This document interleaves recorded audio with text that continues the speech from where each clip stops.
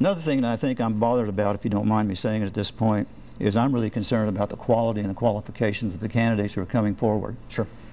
A lot of them don't have very much in the way of education. We've elected some people with a high school education. You know, it's interesting because there was a big article in the Eagle as to what you're talking education. about. Bob Weeks has written about it here. Qualifications are down to the floor at about as low as you can go. Actually, Bob, I apologize. It was your article. That was the Eagle's article. That's right. And what bothers me, and I was saying this earlier, maybe Bob picked up on I was saying this earlier to some other people. What bothers me, too, is we have individuals running because they're looking at it as a job. Yeah. They need a job. I mean, the county commission pays over $83,000, $84,000, $5,000 a year. You get your benefits, you got a car allowance, full benefits, and so on. I mean, that's a cushy job. Yeah, it's a good job. Believe me. And we had city council candidates running because they needed a job. And I'm really concerned about that. They're not out there to serve the public. The idea of fire in the belly to be a public service, and so on. And that really bothers me. Interesting. Bob, how much of this do you think is due to voter fatigue or voter burnout with these continuing election cycles? People just don't care.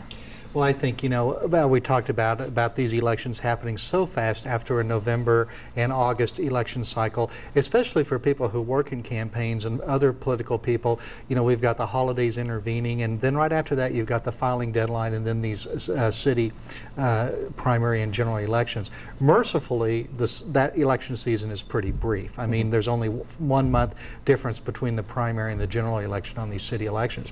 I might add, talking about the role of parties, that if these elections were based upon party rather than nonpartisan, we would have a very different set of candidates that in last Tuesday's general election, at least in Wichita. There were 4 city council seats and the mayor's seats up for election. That's 10 candidates. I just did some quick arithmetic in my head, so I hope I'm right on this, but there was only 1 Democrat amongst those 10. All the others were very clearly, if in the minds of most people, associated with the Republican Party. So if we did have primaries that were party-based, we would have had a different set of candidates competing in the general election by far. Interesting. But, well, do you think Democrats would be interested in running? I mean, they feel like they can't win. I mean, it's so overwhelmingly Republican. I don't think you'd have that many Democrats running. Right, and there were some Democrats, I believe, in the primaries, but, you know, I think that many of them, there were just Republicans. What I mean is, even with the partisan label on the ballot, I don't think you'd have that many Democrats running. But Bob, let me ask you a little bit about your column dealing with the education levels of some of these folks. I'm a little torn on this, I'll be real honest with you, because I don't think a college degree necessarily means you're going to be a good public servant. There are plenty of people I know that have college degrees and aren't the brightest people I've ever met. That's true. And there are plenty of people that do have college degrees that are not bright at all. I think I've said that. Probably too many. I don't know if I said that right, but yeah. So I don't know that that necessarily means you're going to be a good public servant or a good city council member because you've gone through college. But it is an interesting point you made. There aren't, at least the folks that were on the city council, not too many of the men had degrees. Is that correct? Well, I mean, until January, none of the 4 men who served, and now are some of them continuing to serve on the city council, including the mayor, had finished college. All 3 of the women had, by the way. I don't know if that means anything or not, but some of the issues that I brought up were, yeah, sure, there's no requirement for a college degree, except that a lot of the people that these city council members work with, the bureaucracy at the city hall, sure, many of them are required to have college degrees, and many of them have advanced degrees in their field. I don't know if that creates an imbalance there or not.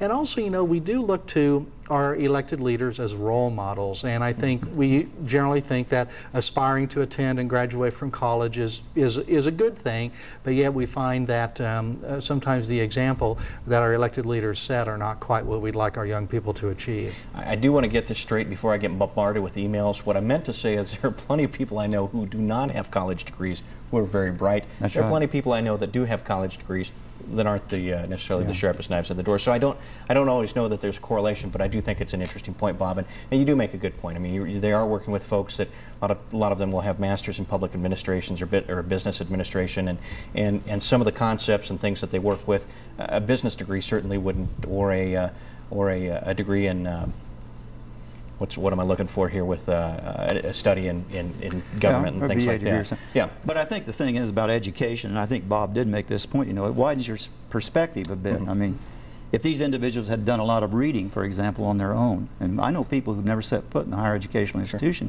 they're well read because they read. Exactly. Continually go to the library, they read history, they read this sort of thing. But I don't know. I would be interested in knowing whether any of these candidates I'm thinking about here really knew much about anything at all, how government really works. They have a perspective, as Bob says, on the bureaucracy, for example.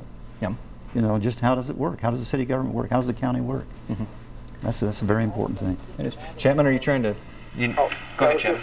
I was saying that I think that all of these problems are symptomatic of the fact that the public increasingly disengages from the election process, that they do not seek out information, they're not interested or as interested as they used to be in our politics, and that leads to this kind of disconnect where you get candidates who maybe don't fit the mold of what the public expects, and then with the low information cues that are out there and available, they can sneak into office. So I definitely agree to a certain extent with what both Bob and Ken are saying here.